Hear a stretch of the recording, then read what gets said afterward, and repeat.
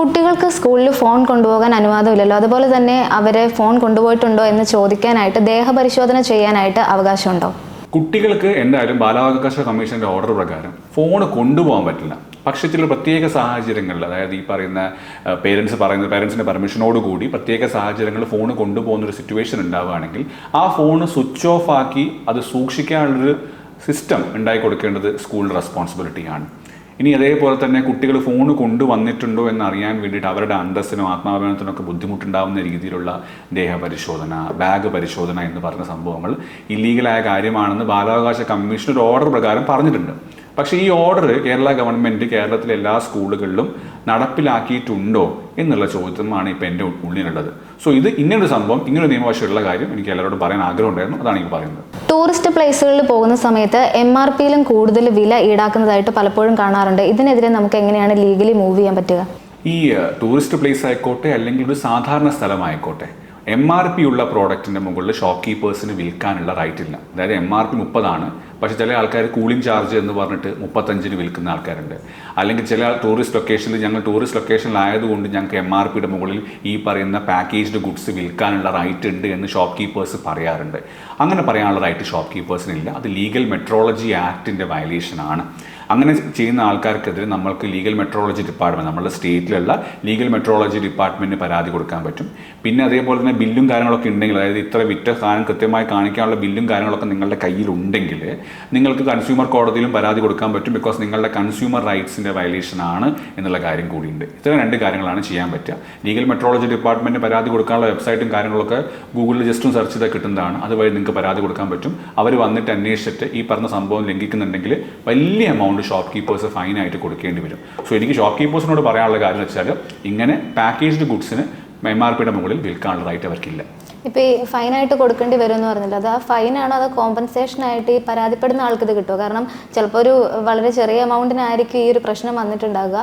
പക്ഷേ ഇതിൻ്റെ ഒരു കേസൊക്കെ നടത്താൻ വേണ്ടിയിട്ട് അയാൾ ഒരുപാട് പണം ചിലവാക്കിയിട്ടുണ്ടാകും. അപ്പോൾ അതിൻ്റെ ഒരു കോമ്പൻസേഷൻ അയാൾക്ക് കിട്ടുമോ? അതായത് കൺസ്യൂമർ കോടതിയിലാണ് കേസ് കൊടുക്കുന്നതെങ്കിൽ നമുക്ക് ഉണ്ടായിട്ടുള്ള കുറച്ച് എന്താ പറയുക ചിലവുകളും കോസ്റ്റൊക്കെ നമുക്ക് കോമ്പൻസേഷനായിട്ട് പലപ്പോഴും എന്താ പറയുക നമ്മൾ ചോദിച്ചു കഴിഞ്ഞാൽ നമ്മുടെ പ്രയറിലൊക്കെ പറഞ്ഞു കഴിഞ്ഞാൽ കിട്ടാറുണ്ട്. പക്ഷേ ഇതൊരു വലിയ എമൗണ്ട്, അതായത് ഇപ്പോൾ ഒരു 5 രൂപയുടെ മുകളിലാണ് MRPൻ്റെ മുകളിലാണ് ഒരാൾ വിറ്റത്, അതിന് 25 ലക്ഷം കോമ്പൻസേഷൻ വേണമെന്നൊക്കെ പറഞ്ഞ് നമ്മൾ കേസ് കൊടുത്തു കഴിഞ്ഞാൽ കിട്ടുമൊന്നുമില്ല. പക്ഷെ നമുക്കുണ്ടായിട്ടുള്ള ചെറിയ ചിലവുകൾക്കുള്ള കാര്യമൊക്കെ കോമ്പൻസേഷൻ തരുന്ന സമയത്ത് CDRCകൾ കൊടുക്കാറുണ്ട്. അതങ്ങനെ കൊടുക്കുന്ന നമ്മൾ കാണാറുണ്ട്. പക്ഷേ ഈ കോമ്പൻസേഷൻ നമ്മൾ ആവശ്യപ്പെടുന്ന അനുസരിച്ച് അതിനുള്ള ഫീസും നമ്മൾ അടയ്ക്കണ്ടേ? അത് കൺസ്യൂമർ കോർട്ടിൽ അത് കൺസ്യൂമർ കോർട്ടിലെ ഫീസൊക്കെ വളരെ ചെറുതാണ്, വലിയ പ്രശ്നങ്ങളും കാര്യങ്ങളും ഇത്ര എമൗണ്ട് വരെ ഫീസ് ഇല്ല എന്നൊക്കെയാണ് പറഞ്ഞത്. അതിന് ശേഷമാണ് ഫീസും കാര്യങ്ങളൊക്കെ വരുന്നത്. അതൊക്കെ അത്ര വലിയൊരു എമൗണ്ട് ഒന്നും അല്ല.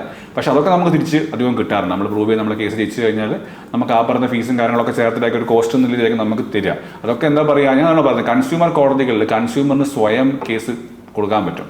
പക്ഷേ ഞാനപ്പോൾ സജസ്റ്റ് ചെയ്യാൻ നിങ്ങളൊരു വക്കീലിൻ്റെ ത്രൂ തന്നെ കൊടുക്കണം എന്നുള്ള കാര്യമാണ്. കാരണം വക്കീലിൻ്റെ ത്രൂ കൊടുക്കുമ്പോൾ ഇതിൻ്റെ പല കാര്യങ്ങളും അവർക്ക് മാത്രമേ അറിയുണ്ടാവും. അതെങ്ങനെ പ്രസൻറ്റ് ചെയ്യണം, അതെങ്ങനെ കൊടുക്കണം, പ്രയറിൽ എന്തൊക്കെ പറയണം എന്നുള്ള കാര്യം. സോ അതുകൊണ്ട് വക്കീലിൻ്റെ ത്രൂ കൊടുക്കുന്നതാണ് ഏറ്റവും നല്ലത്. പക്ഷേ എന്നാൽ പോലും കൺസ്യൂമറിനൊക്കെ പഠിച്ച് ചെയ്യാൻ പറ്റുകയാണെങ്കിൽ വേറെ കുഴപ്പമൊന്നും കാര്യങ്ങളൊന്നുമില്ല. ഷോപ്പിങ്ങിന് പോകുന്ന സമയത്ത് പലപ്പോഴും ക്യാരി ബാഗിന് വില ഈടാക്കാറുണ്ട്. അങ്ങനെ ചെയ്യുന്നത് ലീഗലി ശരിയാണോ? ക്യാരി ബാഗിൻ്റെ കേസിൽ എല്ലാ കൺസ്യൂമേഴ്സും മനസ്സിലാക്കേണ്ട ഒരു ഇമ്പോർട്ടൻ്റ് ആയ കാര്യമുണ്ട്. ക്യാരി ബാഗിൽ ലോഗോ ഉണ്ടെങ്കിൽ, ഈ പറയുന്ന കമ്പനിയുടെ ലോഗോ ഉണ്ടെങ്കിൽ ആ carry bag free of cost ആയിട്ടാണ് ഈ പറഞ്ഞ ഷോപ്പുകൾ തരേണ്ടത്. കാരണം നിങ്ങൾ ക്യാരി ബാഗിൽ ലോഗോ ഉള്ള ക്യാരി ബാഗിൽ ഒരു 10-15 രൂപ കൊടുത്ത് വാങ്ങിച്ചതിന് ശേഷം നിങ്ങൾ അതുമായിട്ട് പുറത്തേക്ക് പോകുമ്പോൾ നിങ്ങൾ എന്താണ് ശരിക്കും ചെയ്യുന്നത്? ആ ക്യാരി ബാഗ് ആളുകൾ കാണുമ്പോൾ നിങ്ങൾ അവർക്കൊരു അഡ്വർടൈസ്മെൻ്റ് ആണ് ചെയ്തു കൊടുക്കുന്നത്. ഈ അഡ്വർടൈസ്മെൻറ്റിന് വേണ്ടി നമ്മൾ അങ്ങോട്ട് പൈസ കൊടുത്തിട്ടാണ് ഈ ക്യാരി ബാഗുമായിട്ട് പോകുന്നത്. സോ അത് ഇല്ലീഗലായ കാര്യമാണ്, കൺസ്യൂമർ റൈറ്റ്സിൻ്റെ വയലേഷനാണ്. കൺസ്യൂമർ കോടതികൾ പല സ്ഥലങ്ങളിലും പറഞ്ഞിട്ടുണ്ട്. പിന്നെ ഈ ക്യാരി ബാഗിൽ ലോഗോ ഒന്നുമില്ല എന്ന് വിചാരിക്കുക, ആ പറയുന്ന ക്യാരി ബാഗിന് പൈസ ഈടാക്കാനുള്ള റൈറ്റ് ആർക്കുണ്ട്? ഈ പറഞ്ഞ ഷോപ്പുകൾക്കുണ്ട്. സോ ഇവിടെ ഏറ്റവും ഇമ്പോർട്ടൻ്റ് ആയ കാര്യം, ലോഗോ ഉള്ള ക്യാരി ബാഗിൽ എന്ത് ചെയ്യാൻ പറ്റില്ല, പൈസ ഈടാക്കാൻ പറ്റില്ല. ലോഗോ ഇല്ലാത്ത പ്ലെയിൻ ക്യാരി ബാഗ് ആണെങ്കിൽ ഒരു കുഴപ്പമില്ല, അവർക്ക് മാന്യമായ റേറ്റ് കൊടുത്ത് നമുക്ക് പറയാനുള്ള അധികാരം അവർക്കുണ്ട്. പക്ഷേ ഇത് നമ്മൾ അവരോട് പറയുമ്പോൾ അവരത് സമ്മതിക്കുന്നില്ല എന്ന് പറഞ്ഞാൽ എന്താ ചെയ്യുക? നമുക്ക് കൺസ്യൂമർ റൈറ്റ്സ് പ്രകാരം കൺസ്യൂമർ കോടതികളിൽ കേസ് കൊടുക്കാൻ പറ്റും, CDRCകളിൽ കേസ് കൊടുക്കാൻ പറ്റും. എത്ര വലിയ കമ്പനികളാണ് കോമ്പൻസേഷൻ കൊടുക്കേണ്ട അവസ്ഥ വന്നിട്ടുണ്ടെന്ന് അറിയോ? സോ അതുകൊണ്ട് ധൈര്യമായിട്ട് കൊടുക്കാൻ പറ്റും. ബില്ലും കാര്യങ്ങളൊക്കെ കൃത്യമായ രീതിയിൽ വാങ്ങിക്കുക. അതിനുശേഷം കൃത്യമായ രീതിയിൽ CDRCയിൽ നിങ്ങൾക്ക് പരാതി കൊടുക്കാൻ പറ്റും.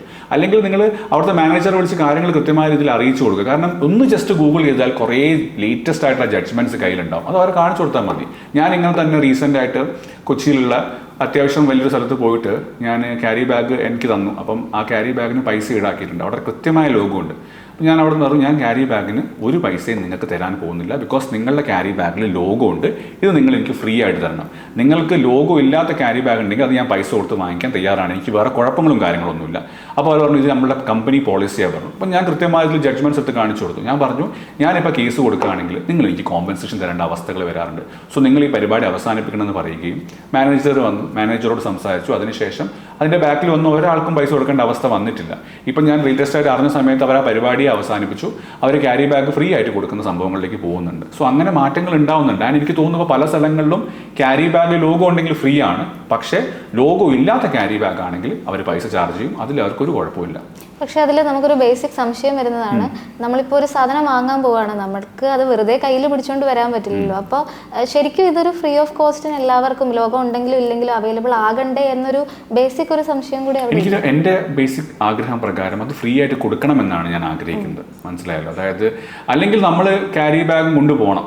നമ്മൾ ആസ് എ കൺസ്യൂമർ നമ്മൾ അവിടെ പോകുന്ന സമയത്ത് നമ്മൾ ക്യാരി ബാഗുമായിട്ട് പോയി കഴിഞ്ഞാൽ നമ്മൾ എപ്പോഴും ഒരു സാധനം വാങ്ങണം എന്ന് വിചാരിച്ചായിരിക്കില്ലല്ലോ പോകുന്നുണ്ടോ, ചിലപ്പോൾ പെട്ടെന്ന് കണ്ടിട്ടായിരിക്കും വാങ്ങുന്നത്. ഞാൻ നിയമമാണ് പറഞ്ഞത്, പക്ഷെ നമ്മളൊക്കെ നിങ്ങൾ പറഞ്ഞ പോലെ തന്നെ എൻ്റെയും ആഗ്രഹം അത് തന്നെയാണ്, ഇത് ഫ്രീ ഓഫ് കോസ്റ്റ് ആയിട്ട് കൊടുക്കുന്നതാണെന്നല്ല. കാരണം ഇതൊക്കെ ഫ്രീ ഓഫ് കോസ്റ്റ് ആയിട്ട് കൊടുക്കുന്ന കാര്യം മാത്രമേ ഉള്ളൂ. ഒരു കസ്റ്റമർ എന്താ പറയുക സാറ്റിസ്ഫാക്ഷൻ, കസ്റ്റമറുടെ ഹാപ്പിനെസ് അല്ലേ ഇത്. അതിലും കൂടി പ്രോഫിറ്റ് ഉണ്ടാക്കുന്ന കാണുമ്പോൾ എല്ലാവർക്കും ഒരു കല്ലുകടി ഉണ്ടാവും. It's normal. മാളുകളിലൊക്കെ ഷോപ്പിങ്ങിന് പോകുന്ന സമയത്ത് പാർക്കിംഗ് ഫീസ് ഈടാക്കുന്നതുമായി ബന്ധപ്പെട്ട് പല വിമർശനങ്ങളും ഉയരുന്നുണ്ട്. ഇതിന്റെ ലീഗൽ സൈഡ് എന്താണ്? ഷോപ്പിംഗ് മാളുകളിൽ പാർക്കിംഗ് ഫീ ചാർജ് ചെയ്യാനുള്ള റൈറ്റ് ഉണ്ട്. പല ആളുകളും വിചാരിക്കുന്നത് അത് ചാർജ് ചെയ്യാൻ പറ്റില്ല, അത് ഇല്ലീഗലായ കാര്യമാണെന്നുള്ള കാര്യമാണ്. കുറേ ഹൈക്കോടതി ജഡ്ജ്മെൻറ്റ്സിലൊക്കെ കൃത്യമായി ഇത് പറഞ്ഞിട്ടുണ്ട്. ഈ പറഞ്ഞ ഷോപ്പിംഗ് സെൻറ്റേഴ്സിൽ പാർക്കിംഗ് ഉണ്ടാവും. പാർക്കിങ്ങിന് വേണ്ടി അവർ വേറെ ലൈസൻസും കാര്യങ്ങളൊക്കെ എടുത്തിട്ടുണ്ടാവും. സോ അതിനുള്ള അവർ ചെറിയൊരു പാർക്കിംഗ് ഫീ അവർക്ക് കളക്ട് ചെയ്യാനുള്ള പൂർണ്ണ അധികാരവും കാര്യങ്ങളൊക്കെ അവർക്കുണ്ട്. അത് ഇല്ലീഗലാണെന്ന് നമുക്ക് ഒരിക്കലും പറയാൻ പറ്റില്ല. എനിക്കറിയാം, അതായത് നിങ്ങളിപ്പോൾ ഒരു ഷോപ്പിംഗ് സെൻറ്ററിലേക്ക് പോകുമ്പോൾ അവിടെ നിങ്ങൾ സാധനമൊക്കെ വാങ്ങിക്കുന്നുണ്ട് അല്ലേ, നിങ്ങൾ ഈ സാധനമൊക്കെ വാങ്ങിക്കുമ്പോൾ അവിടെ ഒരു പൈസ ചിലവാക്കുന്നുണ്ട്. അതിൻ്റെ കൂടെ ഈ പറഞ്ഞ പാർക്കിംഗ് ഫീ കൊടുക്കുമ്പോൾ പല കൺസ്യൂമേഴ്സിനൊരു ദേഷ്യം വരാറുണ്ട്. പക്ഷേ നിയമപ്രകാരം പറയുകയാണെങ്കിൽ അവർ ഈ പറഞ്ഞ സംഭവങ്ങളൊക്കെ ചെയ്യുന്നത് കൊണ്ട് നിങ്ങളുടെ അടുത്ത് പാർക്കിംഗ് ഫീ വാങ്ങിക്കാനുള്ള റൈറ്റ് ഉണ്ട്. അത് ഇല്ലീഗലാണെന്ന് ഏതൊരു നിയമത്തിലും പറയുന്നില്ല എന്നുള്ള കാര്യമാണ് മനസ്സിലാക്കേണ്ടത്. ഒരുപക്ഷെ ഈ ഷോപ്പിംഗ് മാളിൽ കയറി ഒന്നും വാങ്ങാതെ പോകുന്ന ആളുകളെയും കൂടി ഉദ്ദേശിച്ചിട്ടായിരിക്കും. ചിലപ്പം ഫ്രീ ആയിട്ട് വന്നിട്ട് പാർക്ക് ചെയ്തിട്ട് വേറെ സ്ഥലങ്ങളിൽ പോയി തിരിച്ചു വരുന്ന ആൾക്കാരുണ്ടാവും. അപ്പോൾ അവരെയും കൂടി ഒന്ന് തടയിടാൻ വേണ്ടിയിട്ടാണ് ഈ പറഞ്ഞ പരിപാടി എന്നാണ് ഞാൻ കൂടുതൽ വിശ്വസിക്കുന്നത്. അതിൻ്റെ ബാക്കിലത്തെ സത്യം എന്തായിരിക്കും. പിന്നെ എന്താ പറയുക, മെയിൻ്റെനൻസ് കോസ്റ്റ് കാര്യങ്ങളൊക്കെ ഉണ്ടാവുമല്ലോ. അപ്പോൾ അതൊക്കെ ഈ പറഞ്ഞ പാർക്കിംഗ് ഫീയിലൂടെ കവർ ചെയ്യാൻ പറ്റുമെന്ന് അവർ വിശ്വസിക്കുന്നുണ്ടാവും. അങ്ങനെയൊക്കെ ആയിരിക്കും.